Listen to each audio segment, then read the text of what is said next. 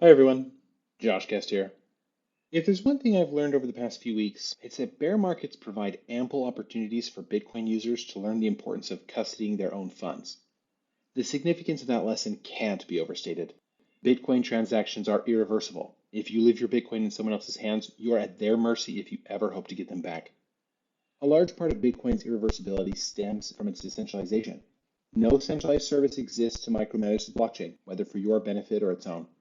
While that means no authority exists to help recover errant Bitcoin, it also means that Bitcoin can't be taken away unless users allow it through their own, arguably poor choices.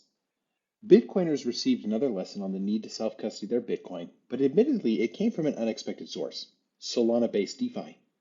This is a Bitcoin newsletter, so I'll spare you the nitty gritty details about Solana and DeFi. Suffice it to say that Solana is a smart contract focused altcoin blockchain that's come under fire recently for claiming to be decentralized while also coordinating network restarts and publishing press releases. The recent development within a Solana DeFi protocol certainly won't assuage concerns about the blockchain's decentralization, although in reality it reflects more poorly on the protocol itself rather than the Solana blockchain.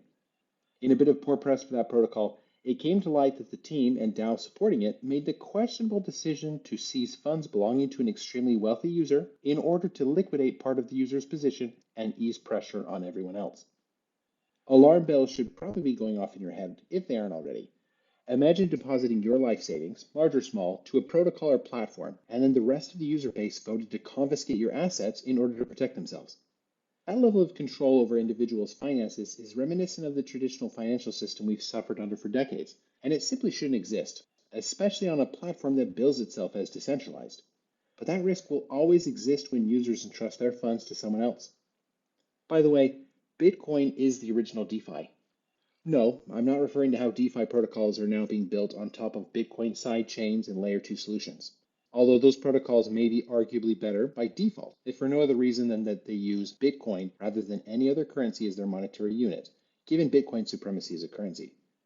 DeFi, or decentralized finance, attempts to recreate traditional financial services without relying on intermediaries like banks and governments. Does that sound familiar? It should. Bitcoin allows for a variety of financial use cases like wealth preservation, remittances, exchanges for goods and services, and more. On top of that, Bitcoin is actually decentralized. There's no central party behind the blockchain coordinating mining or issuing press releases, no biased arbiter enforcing its will upon you and seizing your funds, no central intermediary to extract its fees from unsuspecting users. I'd venture to say that Bitcoin users have more reasons to be confident about their financial self-sovereignty than users of any other currency, altcoins included.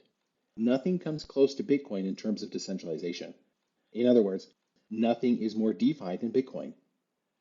I'm probably risking repeating myself too many times, but as I said before, bear markets are chock full of examples of why anything but self-custody is riskier business than you may realize. Sure, perhaps you've skirted the issue so far and haven't lost any of your Bitcoin to the large number of hacks, seizures, and outright scams that have been perpetrated against Bitcoin users over the years.